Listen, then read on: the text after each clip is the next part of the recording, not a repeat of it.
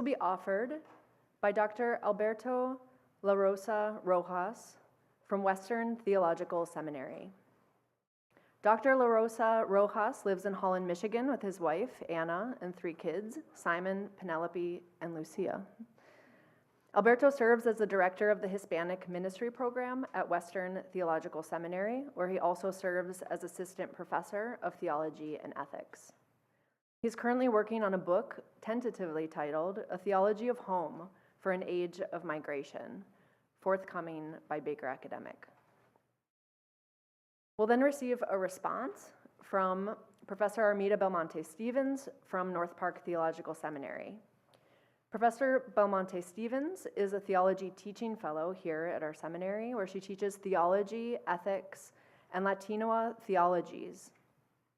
Prior to coming to North Park, she served as managing director for the Hebert Center for World Christianity and Global Theology, as well as research and consultation coordinator for the Mosaic Young Adult Ministry Initiative at Trinity Evangelical Divinity School. A native of New Mexico and second-generation Mexican-American, she is a pastor's kid who was raised and formed in the Latina immigrant church. She works closely with the Centro Hispano de Estudios Teológicos, the Hispanic Center for Theological Studies, and is committed to advancing Latino theological education and the theologies of diaspora peoples. So join me in welcoming Migration, Home, and the Christian Life by Dr. Alberto La Rosa Rojas.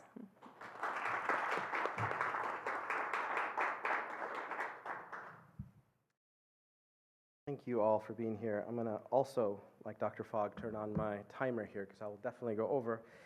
And thank you to the entire North Park Theological Seminary team and the organizers, and to Dr. Belmonte Stevens for receiving my paper really late. I'm going to stick to my script today because I tend to blabber a lot, and I have a lot of stuff I want to talk with you about. So forgive me for looking down and going fast for that matter as well. So here we go. I carry with me the gifts of my earthly homes, the scent of the majestic Andes meeting the Pacific in the arid deserts of the Valley of Lima, the melancholic tunes of a Peruvian valse played on a cajon and a guitarra criolla, and also the sun setting over Lake Michigan and Honeycrisp apples in the Michigan fall. Who I am today is bound up in innumerable ways with where I am from. I also carry the weight of loss and suffering from my family's migration story and from more than a decade living as an irregular immigrant in the U.S., without the right to drive or work, unable to return home for my grandfather's funeral, never knowing when I could be separated from my family and friends. Yet it was through this same journey of migration that I met my wife, Anna, with whom I share 3 wonderful children who are growing up in a household permeated by the gifts of both Iowa sweet corn and Peruvian ceviche. More to the point, had I never left Peru, perhaps I never would have fully understood the gift that is home. Truly, migration and home are gifts. And precisely because they are so, they can also become deep sources of pain and loss. I start this paper with the theme of home because very little has been and is being written about the moral and political significance of home when discussing immigration. The experience of leaving and searching for home is perhaps one of the few things that unites virtually every migrant. Yet, if one were to do a quick scan of a library shelf, and particularly a seminary library shelf, on the topic of immigration, there would be few, if any, books on home. Moreover, home matters not just for the immigrant, but also for the sending and receiving communities. For example, what's going to happen to our home now that mom or dad, tío, tía, cousins have left to go work across the border? How is this town, barrio, or village going to recover now that half of its residents and workers have left fleeing political persecution? Indeed, the kind of hospitality, to reflect on the theme from today, the kind of hospitality that migrant receiving communities can attempt to offer the immigrant is going to be shaped by those people's sense of home in many ways. A community whose sense of home feels threatened or insecure will not respond very kindly to immigrants. So how we imagined and understand ourselves to be at home in the world shapes our moral, political, economic, and social commitments in ways that we don't often think about. Therefore, our longing for home and the ways in which we opt to make and to be at home in the world indelibly inform how we view and respond to immigration. In this paper, I want to explore with you how a theology of home grounded in the biblical narrative can reshape our immigration debates. In the West, there are two very powerful social narratives that shape our imagination about home and thereby our responses to immigration. These, I will show, are the narratives of modern homelessness on the one hand and ethno-nationalism on the other. And here I'm actually going to switch slides, brief outline of the paper. In the first part of the paper, I will trace the roots of these two powerful narratives and describe some of their defining characteristics. In the second part, I will contrast them to the biblical narrative and the way that the Bible invites us into a different understanding of home. The main thesis I want to argue today is that against the stories of home that modern homelessness and ethno-nationalism entreat us, Scripture invites us into a story in which migration and home are the gifts of the triune God and vocations through which we become more fully who we are, human creatures made for union with the triune God and communion with all our creaturely neighbors, not just other humans, but all our creaturely neighbors. Ultimately, I hope to show that migrants have an important calling. This is really critical. It's a calling in helping humanity in the work of cultivating faithful, hopeful, and loving homes in creation. But the ability of migrants to fulfill this calling is contingent on becoming aware of the deep wounds and loss left behind when we left home. So, part one, the story of modern homelessness. The first story I want to explore with you today is what I'm calling modern homelessness. And one of the roots of the experience of modern homelessness can be traced back to the worldview that Western nations inherited from the Enlightenment. The rationalists and empiricists of the 16th and 17th centuries showed that we can explain the inner workings and logic of the cosmos through the careful application of the scientific method put to the service of the rational mind. Modern peoples, us, have been taught, therefore, that you no longer need structures like divine providence to explain why or how natural phenomena take place. And indeed, technology can help us to more comfortably and conveniently be at home in this universe, namely, by either overcoming or mastering the unwieldy forces of nature that attempt to render us homeless. Think about environmental disasters. I'm going to skip some stuff about Nietzsche that you don't need to know about. In the modern period, existential homelessness is a feature of living in a disenchanted cosmos in which no sacred bond exists between humanity and the cosmos. Modern homelessness is thus the condition of living in a universe where the loss of ultimate meaning or value renders the human an aimless sojourner in an abiding and impenetrable darkness. The story of modern homelessness now lives comfortably inside the policies and practices of neoliberal capitalism and globalization. The land and its creatures are no longer entities that lay claims on us and with whom we're called to live in harmony, as we would see in a lot of indigenous cultures and traditions. Instead, the land and its creatures are commodities to be acquired, possessed, and used to our benefit. Home has become something you can buy if you have enough money. And one of the ways in which the story of modern homelessness has reached its climax is in the formation of a figure that Stephen Bauma-Prediger and Brian Walsh, and I believe Dr. Bauma-Prediger was here recently for one of these events, and a figure that they call the postmodern nomad. This is in their book, Beyond Homelessness. The postmodern nomad is a person fundamentally disconnected from any and all places. This person doesn't know what animals, trees, birds, or plants call their neighborhood or city home. Indeed, he doesn't even know his neighbors' names, or much less what is happening in their lives. Such a person has no sense of belonging, rootedness, or even love for any place. For the postmodern nomad, migrancy and being uprooted defines the human condition, and this is not so much a problem to be solved as an opportunity of which to take advantage. Detachment from place also allows one to imagine a world without borders. If the entire cosmos was made for our enjoyment, borders are simply obstacles to our experience of freedom and exploration. This is a truly cosmopolitan vision of life. Of course, to fully embrace this vision of life, one must have a lot of economic and social privileges. Notice that for the postmodern nomad, home can be anywhere and therefore also nowhere.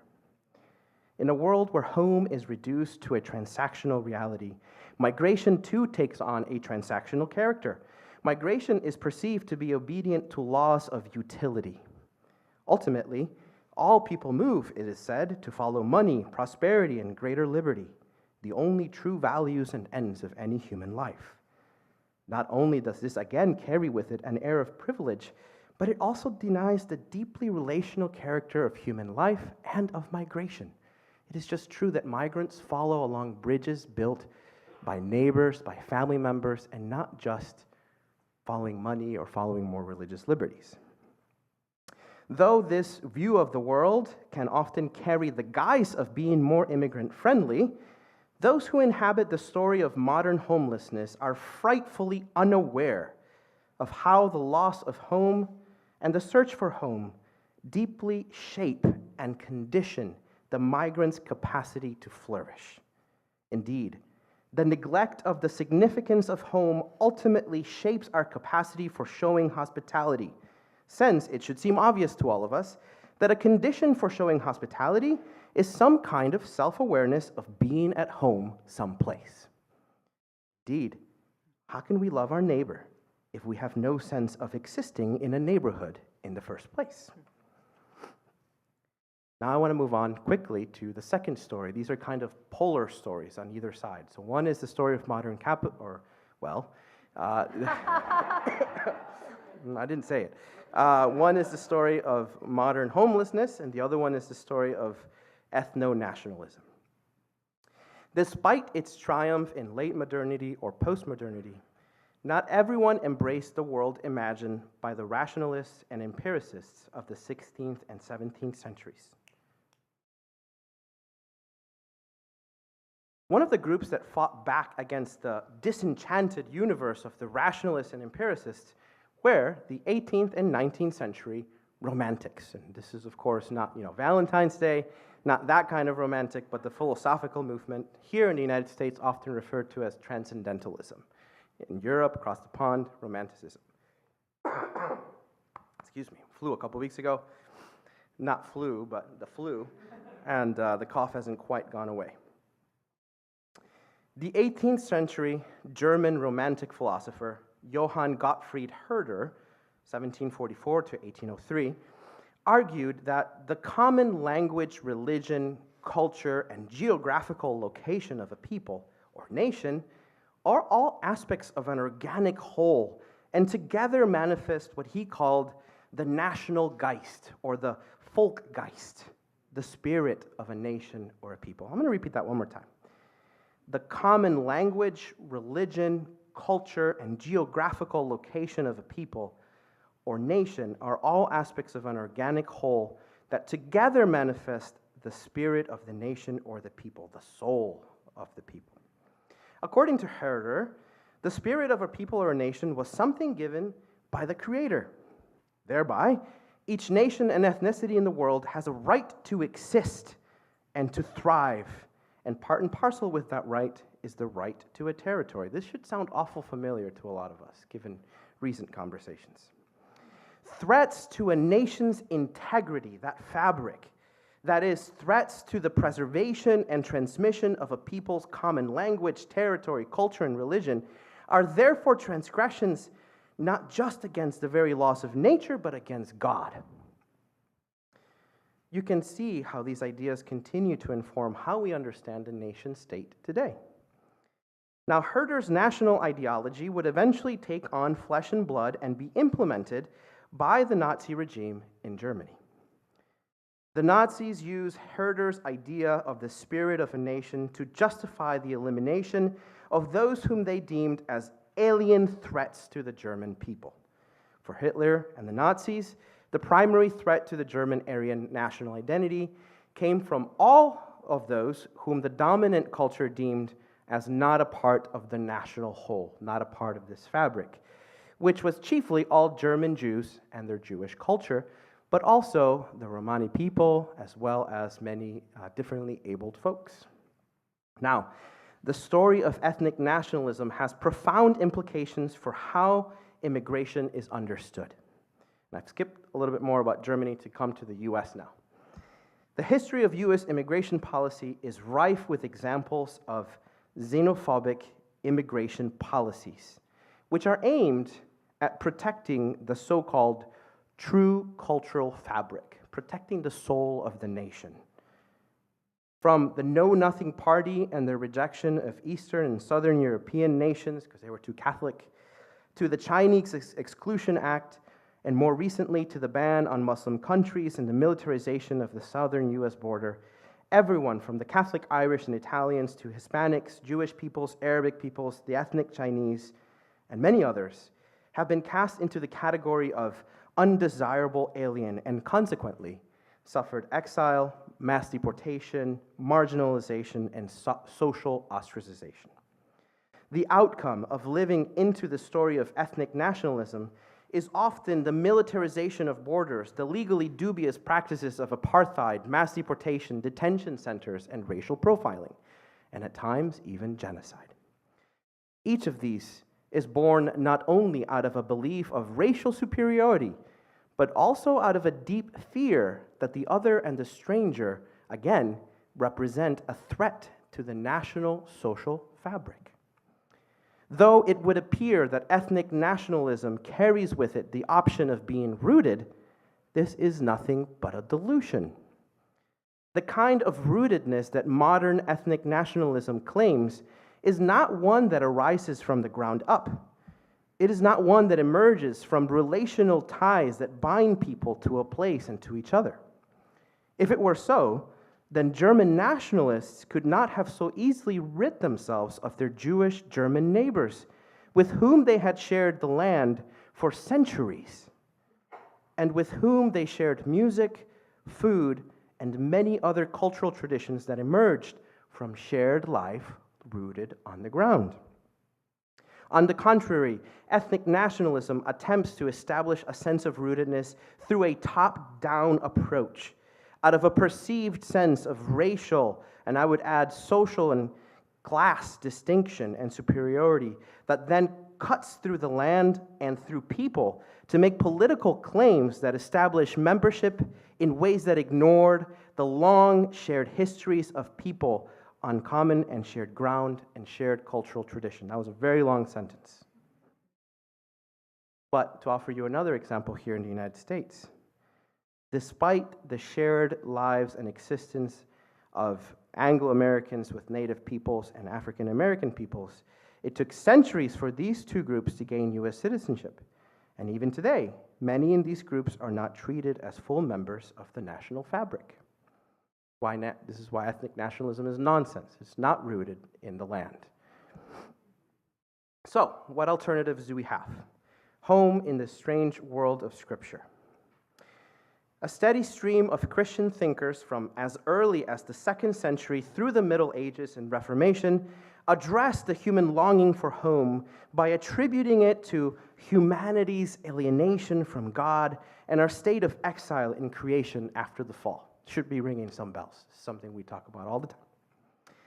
And Christians in the 21st century do well to listen to the exhortations of our pre-modern ancestors whose eschatological understanding of home rejects any possible utopianism, idea that we could claim an absolute home in this age. It means we must resist the temptation of ethno-nationalism to think we can absolutely know who our kith and kin are and what land belongs to us.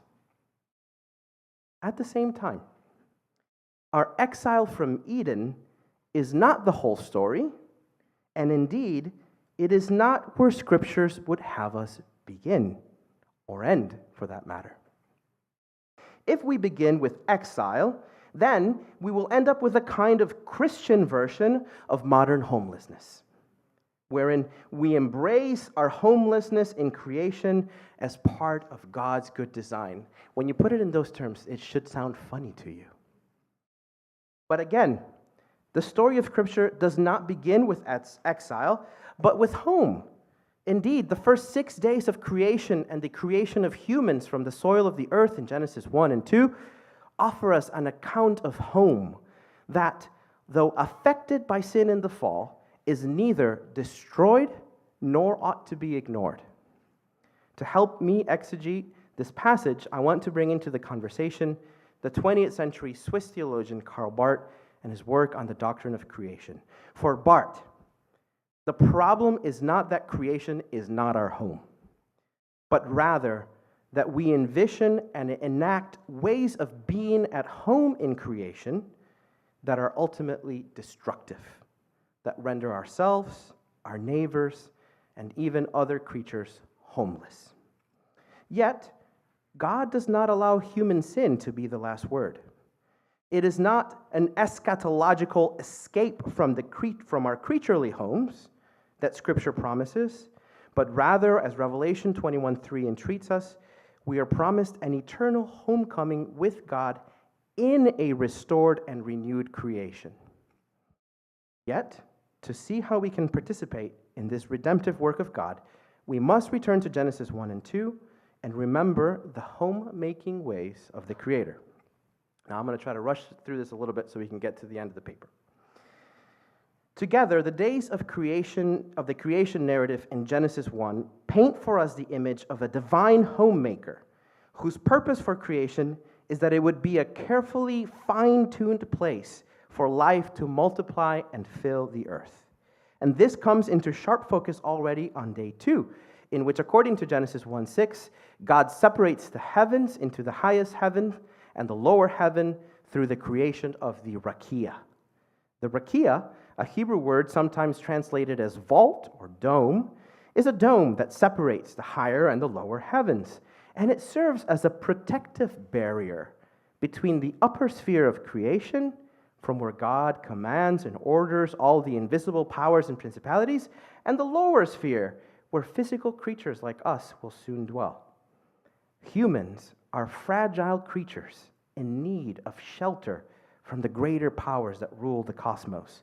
The Creator, aware of our fragility, builds into the cosmos, into the cosmic order, a sort of roof and walls to protect us from being bare life before the cosmic forces. Then, on the third day of creation, God continues the work of preparing the cosmos for human habitation through the creation of the dry ground, a living space for humans and other land-dwelling creatures. The house which God prepares for living creatures before they even exist is not merely roof, floor, and walls, but indeed, this house is, from the beginning, furnished with a table filled with life-giving food. The creation of the vegetative kingdom is, for Barth, another sign of God's design of the cosmos as a good house for creatures, and by implication, God's no to the possibility of a cosmos that is uninhabitable and unhomelike. For Barth, the creation of the dome, the dry land, and the vegetative kingdom speak of a pattern that we cannot ignore, for it tells us as much about the purpose of the earth as it does about the character and will of the Creator. Barth writes, quote, "With all its manifold presuppositions, consequences, and reservations, this whole, the entirety of the creation narrative until day 6, has aimed and moved towards man, as the true occupant of the house founded and prepared by God. Indeed, the earth's purpose is to protect life and to serve as a place for communion, delight, and life between God and God's creatures.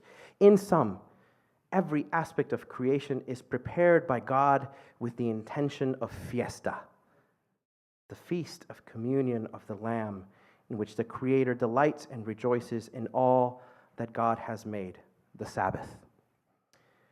Now, had the Genesis creation narrative only included Genesis 1, the possibility might remain of thinking about the earth as a kind of container for human life, with creation serving an instrumental or utilitarian role in our welfare and flourishing. However, in Genesis 2, 7 through 8, we witness a more detailed account of the creation of human beings than that being offered in Genesis 1. And here it is. Barth observes in Genesis 2 a complete rejection of any, and this is important, Gnostic understanding of human existence, which would posit that the creation of the soil and all its creatures is merely a backstage for a God-human drama. This is a point that eco-theologians love to make. Quite to the contrary, Barth states that, quote, "The earth itself bears from the very outset a human character. It belongs a parte posteriori to man. It is inhabited by the human race and appointed for it. It is the home where we live and die. Therefore," end quote, "therefore, humanity does not merely dwell on the earth in a kind of superficial way, as if the earth was merely a house that we can later on change, but rather, Barth's interpretation of Genesis 2 demonstrate that humanity's relationship to the earth is more akin to how a child is in her mother's womb before birth, or how an organ is embedded in the human body. Creation is not just our house, it is our home. It is our place of profound belonging. Genesis' Toledoth structure, by the way, and I'll say this quickly, the way that it repeats the phrase 10 times, "These are the generations of," reinforces this. Because what is the first generation, everybody? Adam and Eve is not the first generation. The heavens and the earth. They are our first ancestors. We are the children of the heavens and the earth. Moreover, the bond which binds the human creature to the earth is not only metaphysical or biological, but also covenantal, which tells us it is a meaningful aspect of God's salvific purpose. As Barth sees it, the formation of Adam from the Adamah prefigures, the Adamah being the Hebrew word for soil, prefigures the covenant which God is going to make through Noah with all flesh. Adam is, from the beginning, to be the covenantal representative of the earth. This is a Reformed institution, right? So I don't need to go further into detail. Barth writes, "Humanity is directed absolutely to set their hope on God alone. And that has as its solid and undeniable counterpart the fact that humanity is completely dependent on the cosmos surrounding us.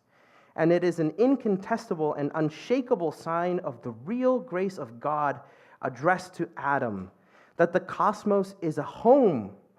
And Barth uses the word home here, by the way, is not the regular German use of the word home. It is the way that people from Basel, Switzerland talk about home.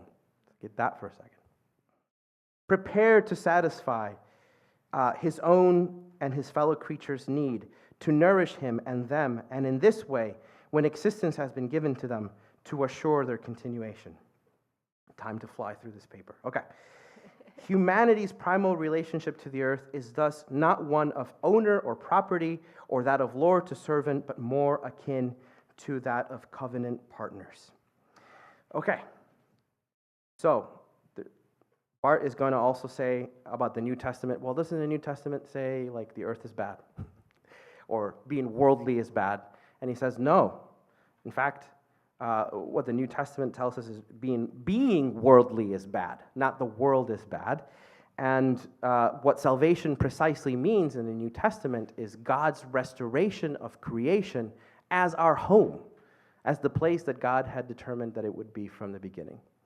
Okay. So, friends, I'm going to need a few more minutes. Okay. All right. So, home.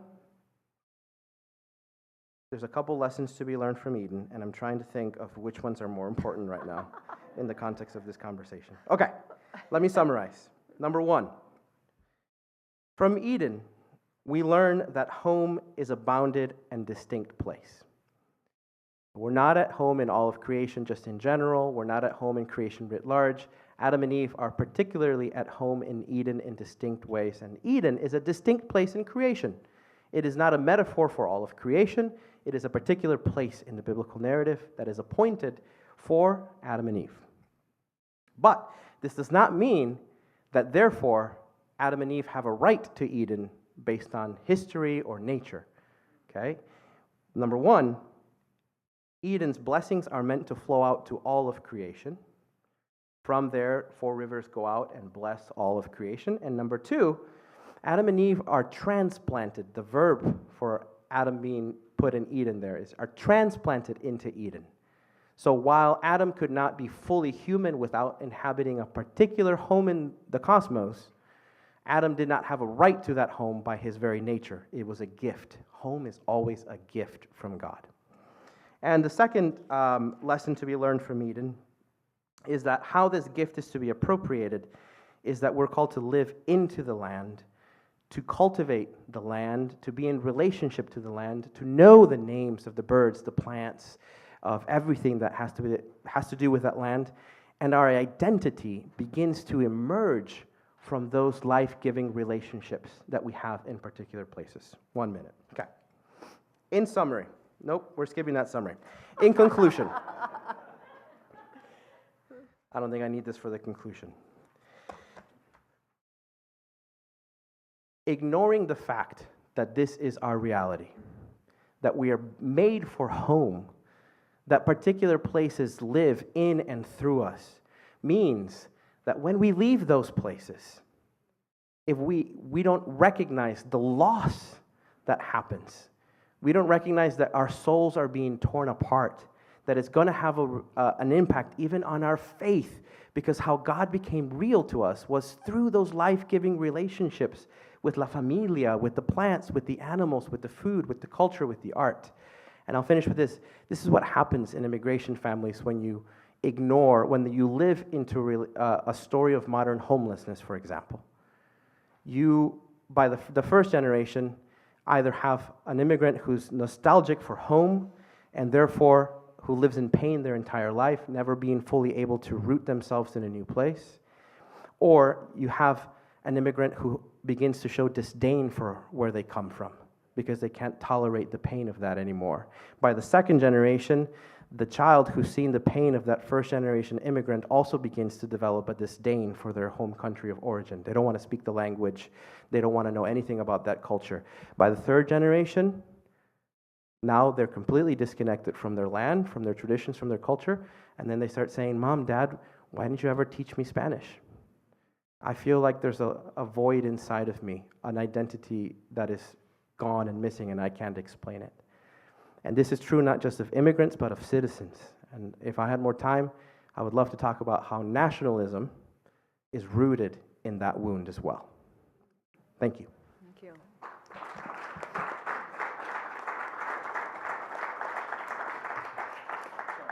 Thank you, Dr. La Rosa. I think that's an invitation for a question when we get to the question part.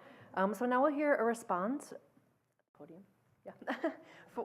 From Professor Belmonte Stevens. And as she's going to the podium, I want to remind those who are joining us by live stream that if you want to engage in conversation or raise a question, you can join us at YouTube. There's a link from the live stream page to the YouTube channel, I think is the correct terminology, but you can bring any questions when we come to Q&A through our online moderator. Professor Belmonte Stevens. All right. Thank you so much. In his essay, Migration Home and the Christian Life, Alberto La Rosa Rojas, argues that a theology of home rooted in the biblical narrative can reshape discourse on immigration. His experience as someone who migrated to this country offers insights into the lived realities of migrants' suffering and hope. In the discussion that follows, I will give a brief summary of his argument as I understand it, his contributions to developing a theology of home, as well as some questions and points of conversation that are raised in his account. For La Rosa, migration and home are two gifts of the triune God and twin vocations that aid us in fulfilling God's intention for humanity: union with the triune God and communion with our creaturely neighbors. Notably, migrants have an important call to contribute to humanity's labor in cultivating what he describes as, quote, faithful, hopeful, and loving homes in creation, end quote. He teases out the ideas of modern homelessness and ethno-nationalism, two predominant social narratives that have taken hold of our social imagination. Relationally untethered, the postmodern nomad uses their economic and social privileges to trade connections to place for a cosmopolitan and borderless vision of life that is marked by freedom and exploration. By contrast, La Rosa provides a theological counter-narrative of God's creation and gift of home and homecoming.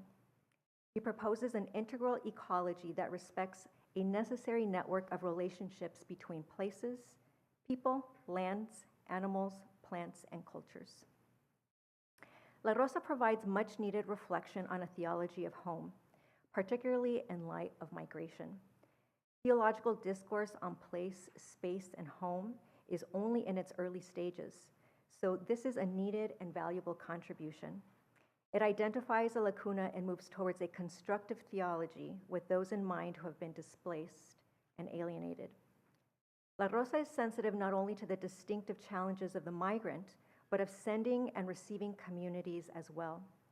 The wounding effects of sending communities are seldom raised in Christian discourse about migration.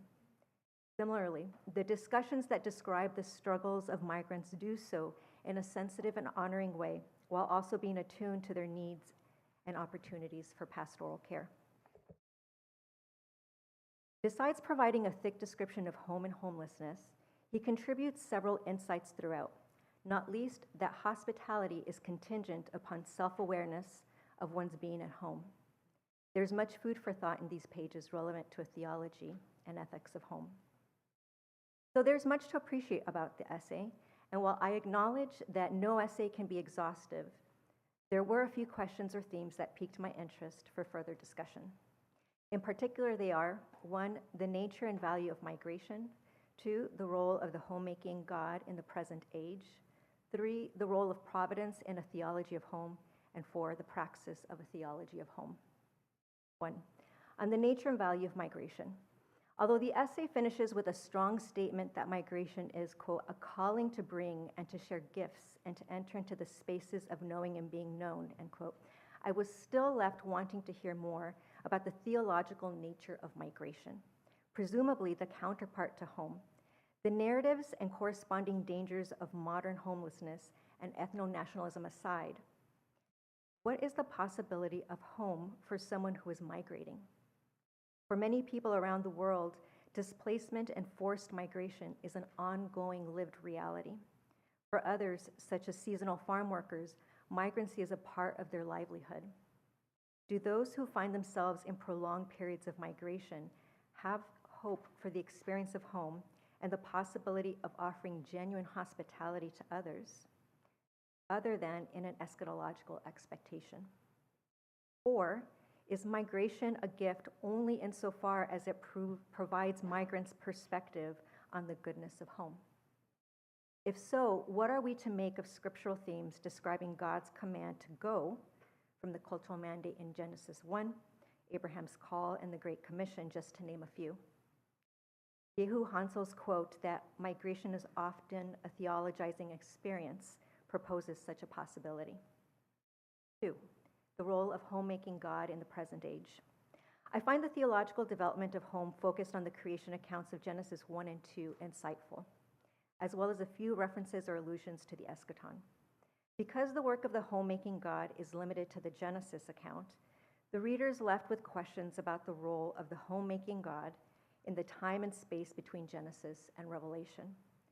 To continue in dialogue with Bart, some of these tensions could be addressed in an affirmation that the Creator God continues to create, or to continue with the theme that the homemaking God continues to home. In another volume of Bart's work on the doctrine of creation, other than the one in the essay, Bart uses the classical categories of providence, preservatio, concursus, and gubernatio, to take up discussion of God's ongoing work in preserving, accompanying, and governing the creation. God's divine accompaniment of the creation could provide a generative theological place for which to tease out the homemaking God's renewing and liberative work in creation. Closer. 3, relatedly, the providence of the triune God concerns not only the work of the Father, but of the Word and Spirit as well. There is room here for future discussion on the work of the Spirit in the creation of home, not only in the world, but especially in the church. La Rosa does describe the incarnation as the Word Jesus Christ taking up a home in creation and fulfilling God's covenant with all of creation. I find this to be a persuasive theological counter-narrative to ethno-nationalism's top-down and damaging approach to affirming culture and particularity. Similarly, it's worth noting that the incarnation was the cosmic migration of the Word, crossing metaphysical borders to take up another home. In Christ, we find a theology of home and a theology of migration, united in the same person. Perhaps Christ is the key towards holding the tensions of home and migration in proper place. 4, I return again to the theme of the liminal space between the good home that God made at creation, now marked by sin and brokenness, and the eschatological expectation of a homeland where God will one day make all things right. I asked previously regarding the role of the homemaking God until we are finally in the homeland, and now turn towards the creature. As we live in this in-between space and time with eschatological expectation of the reign of God, what is the praxis of a theology of home now? That is, what is the role of creatures at home in the present time? Is it passive waiting for arrival at the homeland, or do we make ourselves at home, as it were, and move the furniture around, participate in constructive change with the values of the Basileia? La Rosa rightly points us to the suffering not only of migrants, but of modernity's homeless, and it provides us a charge toward this hopeful future. Relevant here are also the voices of those Latin American and Latina voices who have warned against docetic or dualistic theologies that minimize the lived social, political, and economic realities of whole persons and communities. José Miguel Bonino and René Padilla, for example, have been prophetic voices and incisive with their questions.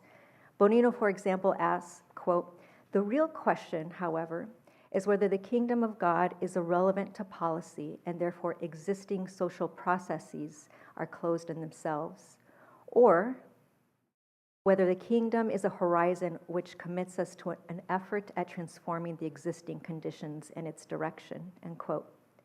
So relevant for our conversation then, what is the praxis of a theology of home in competing and contested spaces? Latina ecologies of home have been instructive, centering the everyday dimensions of life and human experience, or what we call lo cotidiano. Maria Isasi Diaz points out that in La Lucha, which is that spiritual and social struggle to see liberation in all its various dimensions, faith and action are intertwined and offers us a different model for thinking about home. Jacqueline Hidalgo explains, for example, that, quote, "In our daily lives, many Latinos have experienced the violence done by others in the name of home, and thus we know about struggle, about how dominant populations continually struggle to build home on the backs of others, and how constantly luchamos to build home on the bridges that are our backs. Thus, we know la lucha as home." So this is kind of a different view of what home is. This resonates with Bonino's observation that in the history of the world, Quote, most people have endured their history instead of making it, end quote. In the face of displacement and dehumanization, Mujerista theologians know both the struggle for home and home as struggle. So regardless of one's position on liberation theologies, the question posed by these theologians urges to think more holistically and with contextual integrity. How does a theology of home as gift respond to those who experience home as struggle? De la Rosa does not delve into ecclesiology or ethics, but the role of the church in a constructive theology of home would be an additional welcome contribution to these and other questions. Thank you, Dr. La Rosa, for an insightful and thought-provoking essay. I look forward to your reflections.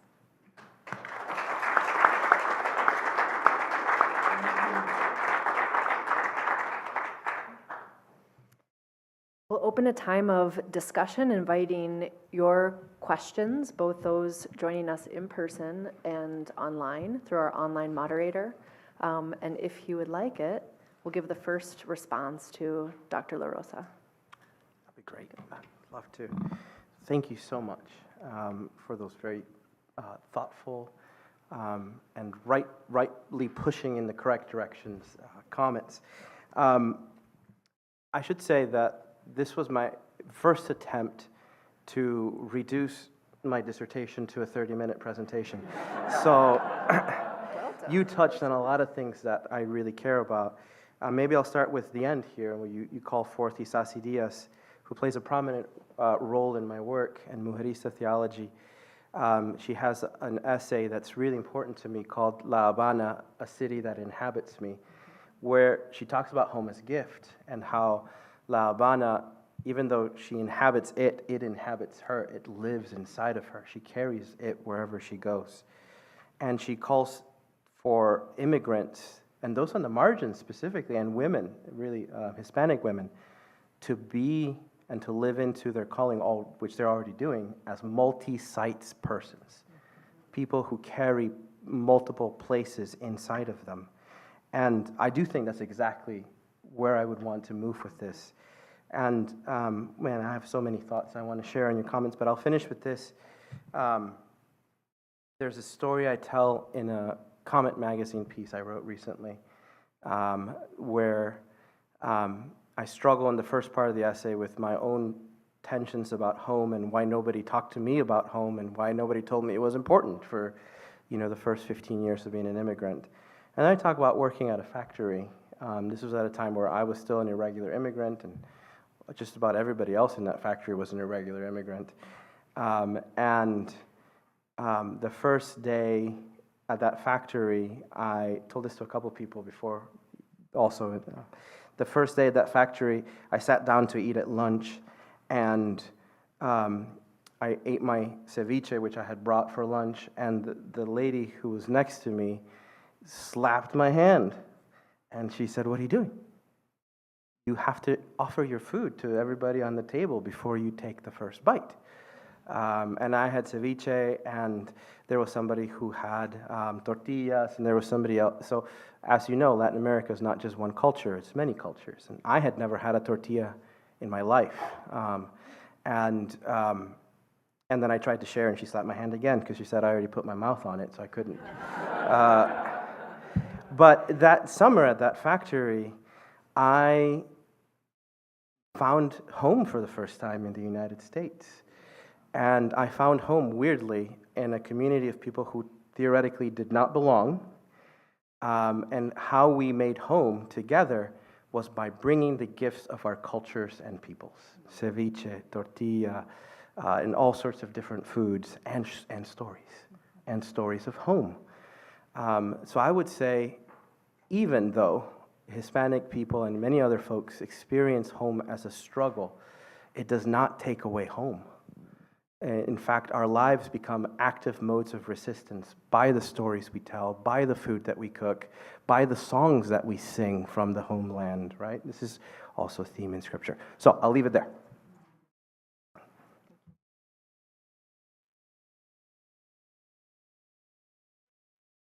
We have an online question. Woohoo! Dr. Lee's our runner this session. Mark Kosulin, who's one of our seminary students, has a question for both of you, and I'll just read it. He says, I'd like to ask our presenters to make a comment about the current usage of, the language of homeless versus unsheltered. Where do you see any significance in that, the possible overlaps and differences for us to consider? Wonderful question.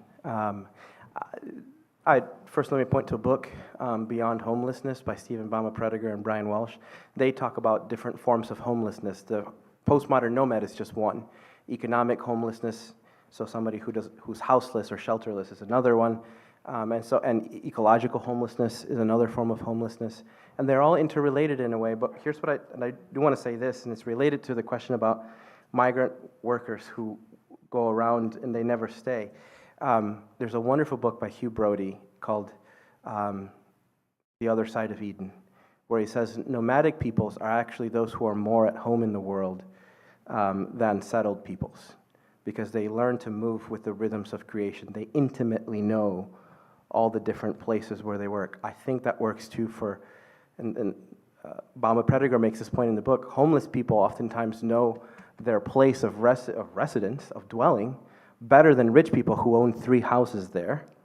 And it's also true, I bet, of migrant workers, that they know the land more intimately than those who presume to be at home there by other means.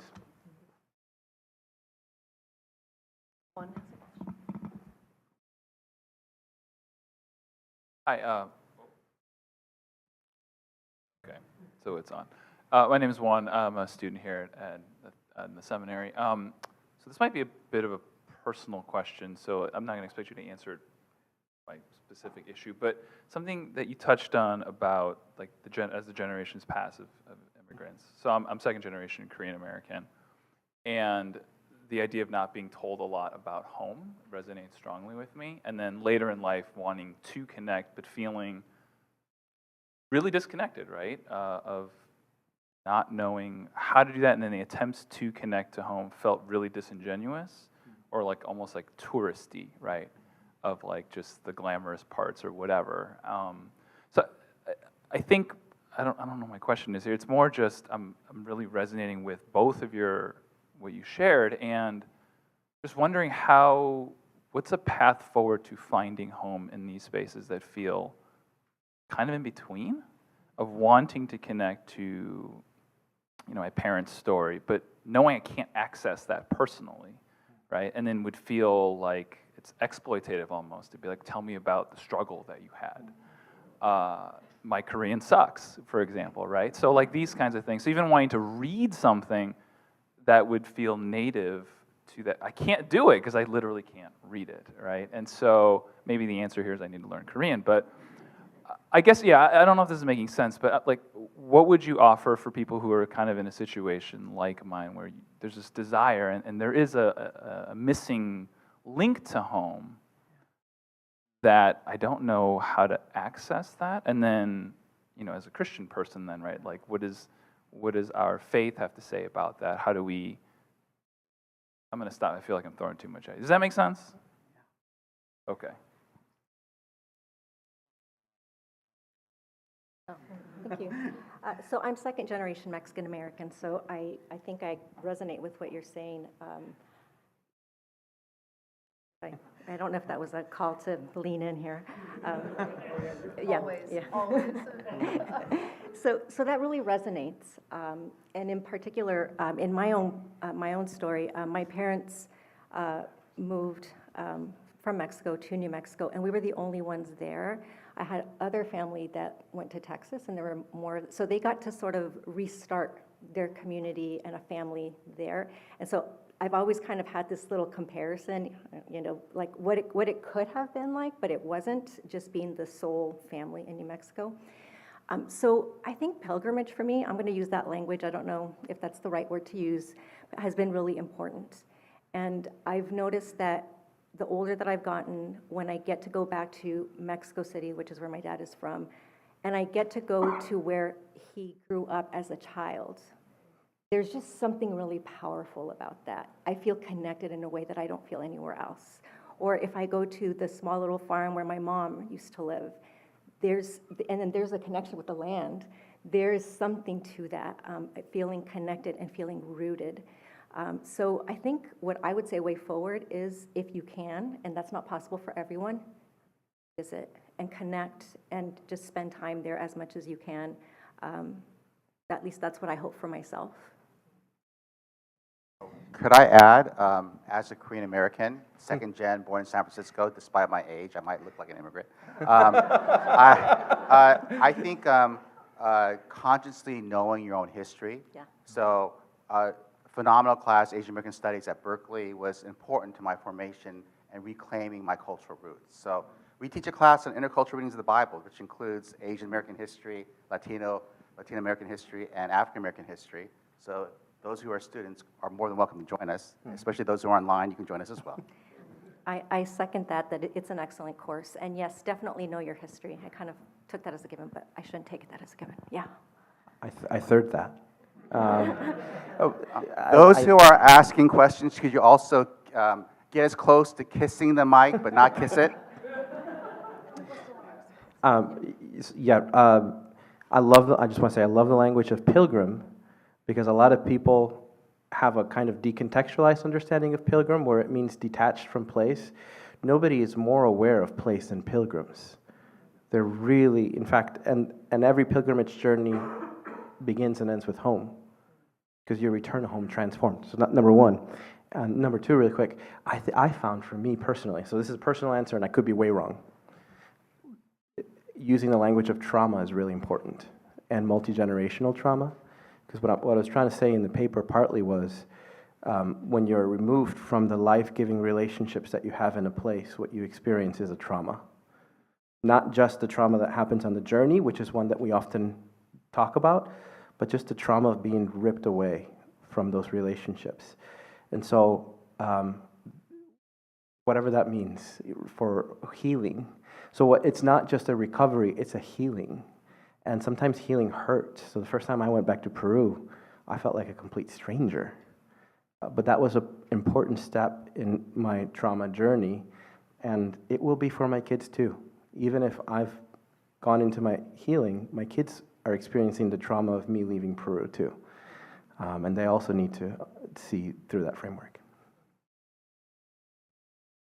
Max mentioned being old, so I may be the oldest guy in this room, but as I look back over my many years, and I'm second gen, I guess you'd say. My mother was Guatemalan, my father was an American, but we were in Guatemala every year, and then I taught there for many years. And when I meet younger people, and everyone's kind of younger, and I hear their yearning, the realist in me tells them it's a lonely place, because you'll never find home. And so what I tell them is it's a lonely place to be. It can be a rich place because you can move between both cultures, but you're never really, so it's a lonely place and no one gets it unless you, so, here I am half Guatemalan, but I'm 6'6". Okay? So what I say is, los gringos no me entienden. The gringos don't understand me. Y los Latinos, no me creen. They don't believe me because I'm too tall. You see, I might speak better Spanish. I may have lived in Latin America a large part of my life, but I don't fit. So there's a sense where you're always on pilgrimage. Pilgrimage may actually be a different kind of pilgrim, because as a boy, I remember going to Our Lady de Guadalupe and to Esquipulas on the Honduran-Guatemalan border. That's a different kind of pilgrimage than what you're talking about. But so I would just say that. I mean, it's a richness, and I have two sons who were born in Latin America and spent a good portion of their life there. So I don't know how to console you. I mean, because it is a never-ending journey, and it's a rich journey. But there's a sense where you'll never be totally either in either place. Oh, no, well, Cheryl, Lynn, and then. Yeah, thank you for speaking to even the bicultural, biracial experience, right, of where is home when you're kind of not fully home in either place, and really resonated personally with that second gen, third gen description. I was just thinking yesterday in my own family of having the nostalgia and the disdain, having my mother feel one way, my aunt feel another. And you spoke to wound, you spoke to nationalism, even kind of echoing a wound there. And then Dr. Belmonte Stevens with struggle. Is that a wound? So wondering of how do you heal? There's ways of healing in pilgrimage. How do you heal when struggle doesn't go away? Wondering if you can speak to healing in that regard. Okay, yeah, sure. I think I'm going to connect these two conversations here. We have to be really careful about what we mean when we talk about eschatology. Eschatology cannot mean pie in the sky when you die. Eschatology is the kingdom of God breaking in. It never fully breaks in, and that's important, right? So we won't experience an absolute sense of home here. Or I should say, not here, but now, right? But we will experience glimpses and foretastes of home here. And those can, and rightfully so, should be healing and help us for la lucha, right? And this works for home. This also works for justice and many other things. Of course, we're never going to see in this age the resolution of racial injustice. But we can see little foretastes, glimmers, signposts, and we should rejoice in those. And they can be healing. So eschatology is the kingdom breaking in at different points. It's going to suck until we get there. Suck, am I supposed to say that? My kids are not. So I want to just jump in because I think this builds on this sort of conversation, including what you just said. I think that a modern outlook on the world, using modern the way that you were using modern earlier, modern homelessness, always has an either-or foundation. So your identity is this or that. Mm-hmm. Your home is this or that. Yeah. And many of our original cultures don't do that. Just don't do that. So I think that when I listened to the first brother who spoke and thought of my daughter, and I'm mixed and I'm second generation, many things, but I think she feels under a lot of pressure to fit into certain partially hidden boxes. Are you Latina enough? Right? Are you Guatemalan enough? That's her father's side. Are you Mexican enough? That's a particularly pernicious form of modernism that stays with us, to define yourself by fixed categories. When I hear you and I'm inspired, it's because I hear not a reductionism, not a what you can't be, but an addition, what you can be. You can have multiple homes and still be at home in all of them. Well, you're talking about migrant farm workers in that context. And, just to take away another level of reductionism, you can be really lonely and really at home. It's not either or. It's the human reality is paradoxical and complex in ways that modernism doesn't recognize. So I want to encourage everybody, watch out for the graceless modernism hidden in postmodern society. Could I add just a quick comment to that? One of the things that I really appreciate what you just mentioned, Dr. Salvatierra, is this idea of polycentricity, that we can inhabit different places and belong to different communities. And I think that's one of the ways that I've come to my own self-understanding is that I will probably have a different kind of home in each of the different places that I inhabit. And then there's also this idea in Latino, U.S. Latino context, where we're often told que no somos ni de aquí ni de allá. We're not from here or from over there. And I think a more constructive way is that somos de aquí y de allá. To be able, and that goes to the history piece that Max was talking about. When you learn your history, where you know your people, where you can feel like you're really connected in historical ways as well. That I think is really helpful. So I think there's that both andness or the multiplicity is a really helpful way forward. I agree with everything that was just said. One thing that helped me too was to stop, and I didn't do this unfortunately today, but to try not to talk about home as a noun, as boxes, but to talk about homing as an active, ongoing activity. We're always growing attentive to the relationships that are all around us, people, place, birds, plants, animals. And in that process of being attentive to those relationships, we grow more at home. And that happens here and there, aquí y allá. Okay, we'll have a final question from an online viewer. There's definitely been responses, positive responses online, and I'm going to try to synthesize actually two comments. One from Emily Wickstrom, who's a covenant pastor on the West Coast, and one from David Eads, who is from West Virginia. Like Emily is asking, do we all need to have a similar definition of what home is to offer true hospitality? And then she's wondering about that in the context of Christian nationalism. How can true hospitality be extended under that weight? And then to build on that, basically David is asking, let me get to it because it was a good question. Yeah, how does the incarnation speak into this moment? As Jesus promises that he goes to prepare a place, a home. They're asking, so maybe either or both of you can reflect as we finish here. The first question, I lost my train of thought here. Can you repeat the first question again? Because there's something there that I wanted to speak to. The first question is basically, do we all need to have a similar definition of what home is to offer true hospitality? Yeah. In connection to creation and familial history. Yeah, so no, it would be the question, or would be the answer. But, and this has to do with the being Latina thing. I actually don't think it's very helpful.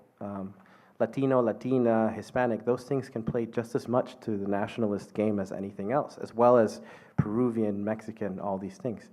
Part of the point of the Barth reading, and we didn't get far into this, is to say that in this side of eternity, what we think of as home is constantly changing. And not just what we think of as home as where and what it is, but how we make home is in constant need of transformation, reformation, and healing. And that's something I didn't get to say because I ran out of time, but that's partly why immigrants have such a crucial calling, because they help to show the people that are in a place that some of their ways of being at home and conceiving home are actually fundamentally oppressive. So I also had the Jackie Hidalgo quote there. But that doesn't mean that home is bad and that we should just embrace homelessness. It means that home is an ongoing work that we have to continue to imagine and reimagine together in conjunto, immigrants and citizens. And that's part of the beauty, is that we get to keep reimagining what home is and how we should do it.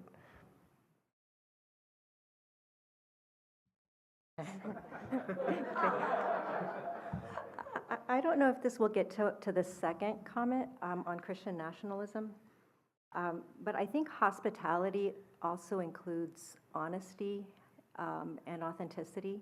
And so I think being plain about our history and about where we are in this time, being able to name those things and articulate those things is part of hospitality.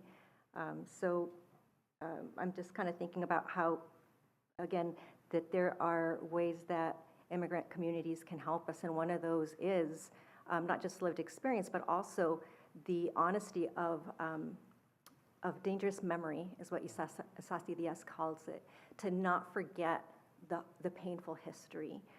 And that is part of having home too, is to have that in mind, that's a part of the history, and that's been something that's been shaping and forming who you are. And so I just think it's about honesty and being, to have that integrity about who you are or where you come from or what you're going through in the moment, that is something that you can also bring. And I think actually that creates much more open and constructive conversations. We have just enough time for about half a question. So we're going to end this riveting, very rich discussion with a speed round and a question from Dr. Lama Toisanlu. Oh. Hi, thank you so much for your wonderful paper, Dr. Rosa Rojas, and then Professor Armida. I appreciate both of you presentation and wonderful response, particularly home as a gift and pointing to the creation, and then the Garden of Eden as a gift. And also, both of you a little bit touches on the Garden of Eden, moving away from sin and the fall. So I'm like, right, my question is not fully constructed yet, but the thing that I just want to share with, like, what are your thoughts on things that I'm sitting with, right? Like, what would it take to find home for Eve? Reading, biblical stories, creation story, and the Eve being banished, right? All the stigma. And so maybe we can contextualize in this political landscape or rhetoric what would it require to find home for Eve, or who have been stereotyped or labeled as Eve at this. Thank you. Well, it's not my project, so I'm kind of trying to think about how would I answer it from within that framework, so go ahead. I got you. Okay. I'd never thought about that question before, and it's a really good question. I think I'm going to try to answer it through my mom's story. I think that my mom, my dad lives in nostalgia for Peru, right? My mom had that drive to be self-sacrificial for her kids. No looking back. We're here now. I have to take care of my family. I have to find a job. All these things, right? Deeply push down the pain so that she could move forward. Many moms do this. Eve. At the same time, even though while she was doing that, she was cooking also Peruvian food for us every day and singing lullabies to us from Peru, and had 1,000 phone cards back in the early 2000s. Now, thankfully, we have WhatsApp, keeping the connection to Peru constantly alive. And so there's a way in which, this is Isasi Diaz again, she is a multi-site person. She lives in both worlds. I don't know how to connect that back to the story of Eve yet. Maybe we can do something with Mary too. It would be interesting that the eternal word was at home in her and with her. I do have a chapter on Guadalupe, but this doesn't seem like the right place to talk about that. So I don't have an answer. That's just what comes to mind, honestly. I'm not sure quite how to answer it within that framework, but I want to use that term that we usually use, the preferential option for the poor, and switch it to preferential option for women. That you see that there's a reversal that happens in Scripture throughout about how God chooses to use what you would think would be powerless women for redemptive purposes. And just connecting it also to my own story with my mom. There have been, when I reflect on my story and pivotal moments, there have been things that my mom, who doesn't have a lot of education, speaks English, but it's, heavy accented, that kind of thing, where you would think that she would not have been able to do something, especially on my behalf. And I think back about like when I was in 5th grade and she did something that was literally life-changing, and she didn't even know it, And so there's ways of acknowledging what women bring to community and to culture, and I think that's really good, and we need to do that. And I think there's also some of these hidden ways that maybe we need to have the eyes to see. I'm not sure how I'm not sure how to answer your question quite yet with Eden in mind, but I think being attentive to those little stories in relation to the grand narrative is helpful. All right, we're going to take a brief break now and come back for our fourth and final paper for today before we move into worship at 2:30. And we encourage you in this time to check out the back tables where we have some books that you can connect with authors if you want to purchase one of their books. And there's also some additional materials that are there for you to take. So please check that out. But please join me in thanking Dr. La Rosa and Professor Belmonte Stevens.